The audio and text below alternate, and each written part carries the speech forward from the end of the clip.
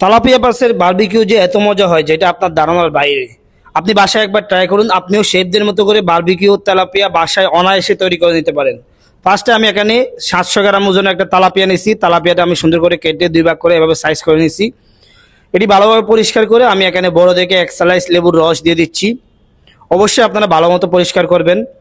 একটা জিনিস খেয়াল রাখবেন, যখন লেবুর রসটা দিবেন উল্টায় পাল্টায় সব জায়গায় লেবুর রসটা দিবেন। এখন একটু হালকা 1 চিমটি আদা রসুন পেস্ট দিয়ে ভালোভাবে মিক্স করে নিচ্ছি সব জায়গায়।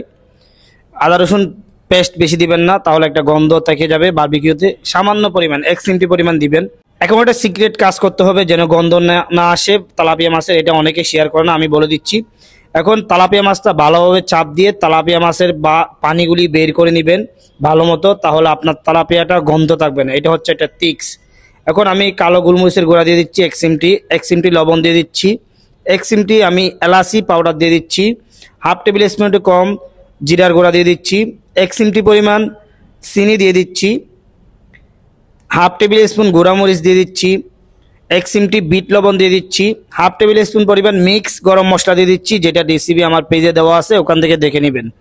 1 টেবিল স্পুন একটু বেশি টক দই দিয়ে দিচ্ছি, 1 টেবিল স্পুন চিলি সস দিয়ে দিচ্ছি। আপনারা যে কোনো ব্র্যান্ডের চিলি সস ইউজ করতে পারেন।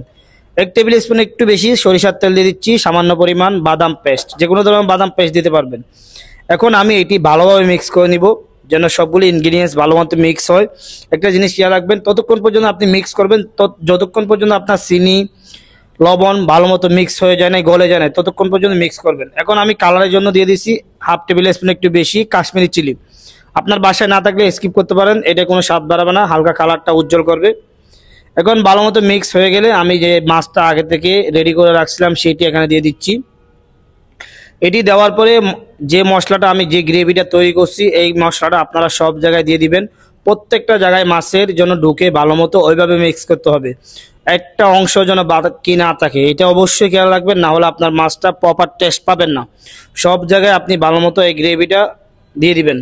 এখন আমি মাছটা আধা ঘন্টার জন্য সুন্দর করে রেপিং করে রেস্টে রেখে দিব। আধা ঘন্টা পরে আমি মাছটা বের করে নিচ্ছি। আর আপনাদের যাদের বাসায় কয়লা সিস্টেম আছে আপনারা কয়লার মধ্যে 10 মিনিট ডান করে নিলে হবে। যখন কয়লাতে ডান করবেন অবশ্যই এখানে একটু সরিষার তেল ডাস্ট করে দিবেন। সরিষার তেল ডাস্ট করাতে তাহলে আপনার মাছটা এখানে শিকের মধ্যে লেগে যাবে না, এটা অবশ্যই খেয়াল রাখবেন। এখন আমার যে অবশিষ্ট মশলাগুলি আছে এগুলি আমি মাছের উপরে ভালো মতো দিয়ে দিচ্ছি। আর যাদের বাসায় আপনাদের কয়লা সিস্টেম নাই আপনারাও চাইলে সেম স্টাইলে বারবিকিউ আমাদের মতো করে বাসায় তৈরি করতে পারেন। আপনি একটা কড়াই বা ফ্রাই প্যানে সামান্য পরিমাণ সরিষার তেল দিয়ে এটা সুন্দর করে ভেজে নেবেন, তাহলে আপনার ফিশ বারবিকিউ হয়ে যাবে। দেখতে পাচ্ছেন আমার মাছটা পুরোপুরি কালার চলে আসছে। মাছটা এখন উঠিয়ে নিব। অবশ্যই তেলাপিয়া মাছের রেসিপিটা কেমন হয়েছে অবশ্যই আপনারা কমেন্টস করে জানাবেন। আর রেসিপিটা ভালো লাগলে অবশ্যই আমার পেজটা ফলো দিয়ে সাথে থাকবেন। আল্লাহ হাফেজ, আসসালামু আলাইকুম।